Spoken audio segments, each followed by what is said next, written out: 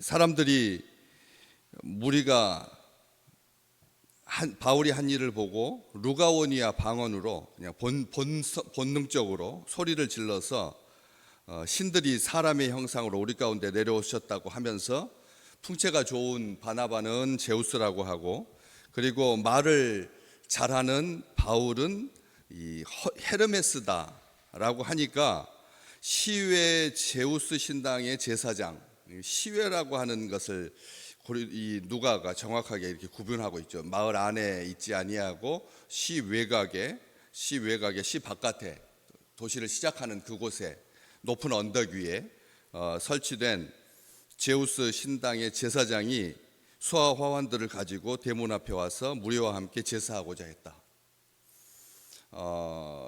이 제사장이 공식 나라의 제사장이고 종교를 주관하는 자인데 어떤 판단도 하지 아니하고 사람들이 그렇게 반응한 것을 이 기회로 삼아서 자기의 것으로 이용하기 위해서 수하 화환들을 가지고 바나바와 바울이 묵고 있는 그 숙소 대문 앞에 와서 무리와 함께 제사를 지내려고 했습니다. 그러자 두 사도 바나바와 바울이 듣고 옷을 찢고 무리 가운데 뛰어들어서 소리를 지릅니다.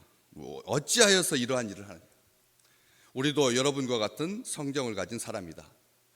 여러분에게 복음을 전하는 것은 이런 헛된 일을 버리고 천지와 바다와 그 가운데 만물을 지으시고 살아계신 하나님께로 돌아오게 하려고 우리가 복음을 전하는 거다. 이렇게 설명을 합니다. 하나님이 지나간 시대에는 모든 민족이 자기들의 길을 가게 방임했으나, 여기서 방임이라고 하는 이 말이 나와서 우리가 조금 불편해지는데, 나중에 이제 17장으로 가보시면 거기에서는 또 간과하셨다, 똑같은 상황을 간과하셨다 이렇게 하지만, 이제는 바울이 그것에 대해서 쭉 이제 설명을 하는 것이죠. 자기들을 증언하지 아니하신 것이 아니라 여러분에게 선한 일을 하셔서 마음에 기쁨을 주시려고 하시는 그런 하나님이다. 이렇게 해서 겨우 무리를 말려서 자기들에게 제사를 못하게 했다. 이제 그렇게 기록이 쭉 진행되고 있는데, 사람들이 바울에 대해서 그 중에서 말하는 자이기 때문에 헤르메스다라고 이렇게 일컬었다. 헤르메스다, 이 대언자다.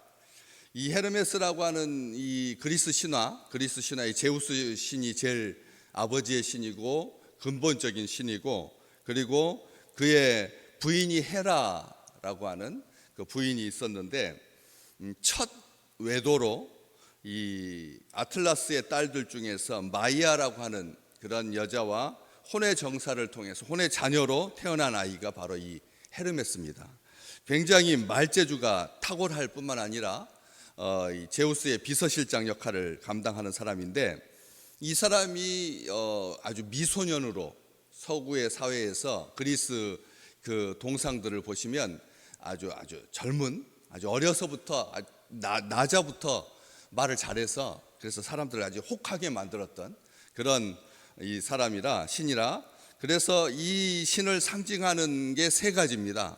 모자, 그다음에 신발, 샌달, 그리고 들고 있는 지팡이. 이게 이제 이 헤르메스의 중요한 상징인데, 모자에도 날개가 달려 있고, 신발에도 날개가 달려 있고, 그리고 들고 있는 지팡이에도 날개가 달려 있습니다. 근데 그 다른 것은 모자의 날개, 신발의 날개인데, 이 들고 있는 이 지팡이에는 날개만 달려 있는 것이 아니라 뱀 두 마리가 이렇게 상징으로 이렇게 서로를 마주 보면서 장식되어 있는 그런 지팡이를 이 유럽 신화에서 사람들이 이제 도용해 가지고 그렇게 만들고 있는데, 사람들은 이것을 의술의 신과 혼동을 해서 혼동하는 그런 경향인데, 의술의 신은 따로 있는데 미국에서는 아예 그냥 이 의술과 의사의 상징으로, 그래서 가끔 우리가 그림을 보면은 병원 상징에 이게 가운데 지팡이가 있고 뱀 두 마리가 이렇게 얽혀 있는, 위에는 날개가 달려 있는 그런 지팡이로 그렇게 사용하기도 합니다. 약간의 이제 혼동이 있는 건데 다들 그런 거죠. 사실 이 헤르메스라고 하는 이 개념의 신이 모든 민족에게 다 있습니다. 말 잘하는 신, 이 지혜의 신의 개념이 많이 있는데, 특별히 북유럽의 오딘은 제우스하고 그런 동격인 그런 신인데, 오딘이라고 헤르메스를 오딘으로 그렇게 해석을 합니다. 그 뛰어난 정보력을 가지고 있고, 그리고 또 지혜롭기도 하고 하니까 이렇게 혼동하는 그런 경향이 있는데, 우리가 뭐 그것까지 다 기억할 필요는 없지만, 이 날개 달린 모자, 날개 달린 신발, 날개 달린 지팡이, 신원을 전달하는 자, 그리고 여행하는 사람, 목동, 그리고 체육, 웅변, 도량형, 그 다음에 발명, 뭐 상업, 이렇게 우리 삶에 아주 밀접한 모든 것에 관여하는 대표, 그것을 주관하는 그런 신이라고 일컬어집니다. 그런데 유독 이 말과 관련하여서 여기 헤르메스는, 바울은 말하는 자이기 때문에 헤르메스다라고 그렇게 사람들이 숭배를 했다. 바울이 도대체 말을 잘해서 그렇게 생각을 했을까? 연설의 신이고, 그런데 이 지혜의 상징이기도 하고, 그래서 지금까지도 현대인들에게 가장 인기 있는 신이, 현대인들에게도 인기 있는 신이 바로 이 헤르메스라고 하는 신입니다. 그래서 이 신의 이름으로 아주 물건도, 아주 명품도 그렇게 이 판매가 되고 있는, 뭐 알파벳과 관련되어 있는, 연금술과 관련되어 있는, 그러니까 우리가 생각하는 모든 이 위대한 정보력과 지혜의 총화라고 일컬어지는 그런 신이죠. 그런데 이 아들을, 혼의 자식인데도 헤라가 귀엽게 사랑하는 그런 아들로, 처음에 정신이 하나도 없었는지 어쨌든 그렇게 정상적인 관계 바깥에서 얻은 아들인데, 헤라가 그를 사랑합니다. 그렇게 아끼고, 또 그런 과정 속에서 제우스가 이 헤르메스를 이 자기의 심부름꾼으로 삼기 위해서 뭐라고 말하냐면, 거짓말은 안 된다. 말을 너무 잘하니까 자기의 대언자로 삼지만 거짓말을 해서는 안 된다. 이렇게 했을 때 그가 했던 말이 중요한 것입니다. 오늘 이 바울이 그냥 말로 복음을 전한 건가, 자기 것으로 전한 건가, 그렇지 않다라고 하는 것을 알 수가 있는데, 진실을 이따금 빼먹고 말을 안 할 수는 있지만, 이게 전제 조건이죠. 진실을 이따금 빼먹고 말을 안 할 수는 있지만 거짓말을 하지 않겠습니다. 이렇게 해서 제우스의 비서실장이 되는 겁니다. 이게 신원을 전달하게 된 것이 된다는 것이죠. 그래서 이 자유롭게 땅속하고 그 다음에 지상을 오갈 수 있는 신발이 그런 상징이기도, 그렇게 오갈 수 있는, 그렇게 오가듯 이런 대단한 현실 세계와 비현실 세계, 사후 세계까지 그렇게 연결이 되는 그런 신이어서 사람들이 굉장히 귀하게 생각하는 신이었는데, 그 헤르메스 신상 앞에다가 공물하고, 그리고 이 제물을 바치고, 그다음에 큰 소리로 이 신 앞에 질문을 합니다. 지혜의 신 앞에 자기의 기도의 제목을 이루기 위해서 자기가 가야 할 선택을 분명하게 하기 위해서 큰 소리로 질문한 다음에 귀를 막고, 광장, 마을의 시내 그 광장, 어귀, 사람들이 많이 모이는 곳까지 아무 소리도 듣지 않고 귀를 막고 달려가서 거기에서 처음 들은 말, 이제 손을 떼고 처음 들은 말이 헤르메스가 응답해 준 답이다. 여러분, 참 사람들이 이 신화를 재밌게 만들죠. 그래서 이 신의 음성을 들을 수 있는 방법이 그거다는 거예요. 제사를 한 다음에 귀 막고 광장까지 달려가서 귀를 떼고 처음으로 들려지는 그 소리가 오늘 나에게 주시는 말씀이다. 우리 그럴 수 있거든. 신앙생활 하면서 오늘 첫 만난 사람이 내 기도의 제목이다. 입다가 그랬거든. 내가 이 전쟁에 나가서 승리하게 되면 처음으로 나를 환영한 사람을 하나님께 제물로 드리겠습니다. 그랬더니 승리하고 돌아왔거든. 그런데 응답이 뭐였습니까?